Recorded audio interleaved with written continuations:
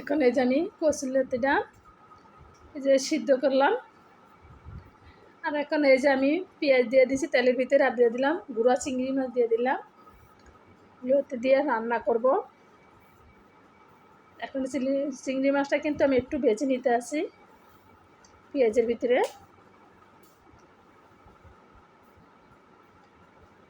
এখন দেব আদা রসুন বাটা দিয়ে দিলাম।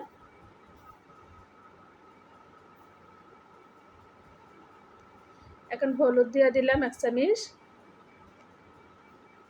লবণ দিয়ে দিলাম, গুঁড়ো মরিচ দিয়ে দিলাম,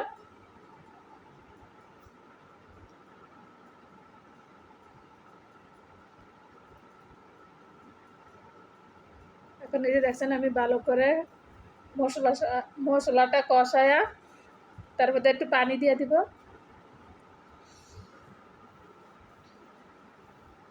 একটু পানি দিয়ে দিলাম মশলাটা যেন পুড়ে না যায়।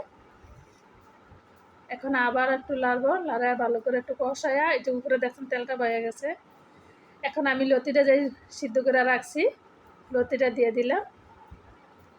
কচুরলতি কিন্তু চিংড়ি মাছ দিয়ে কিন্তু খেতে কিন্তু অনেক ভালো লাগে, আবার ইলিশ মাছ দিয়ে আরও ভালো লাগে।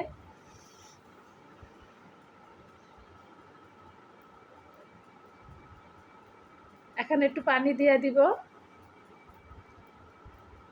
আর ঢাকনা দিয়ে কিন্তু ডেকে দিব।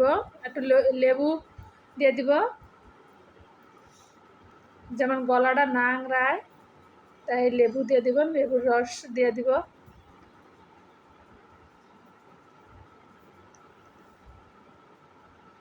লেবুটা আমি ভালো করে চিপা রসটা দিয়ে দিব। এটা কিন্তু ছোট বড় সবাই খেতে পারে, কিন্তু অনেক ভালো লাগে। জানি না কার থেকে কেরম ভালো লাগে, আমার থেকে কিন্তু অনেক ভালো লাগে। চিংড়ি মাছ দিয়া লেবু দিয়ে দিয়া কচুরলতি দিয়া এই যে লেবু আবারও চিপা দিব। টক দিলে কিন্তু লতিটা গোলাংড়ায় না। এখন এই ডাকনা দিয়ে ডেকে দিলাম একটু সিদ্ধ হওয়ার লেগে। এখন ডাকনা খুললা এই যে টালা জিরা ফাঁকি দিয়ে দিলাম আর দিব ধনিয়া পাতা কুচি। গরম ভাতের সাথে খেতে কিন্তু অনেক ভালো লাগে।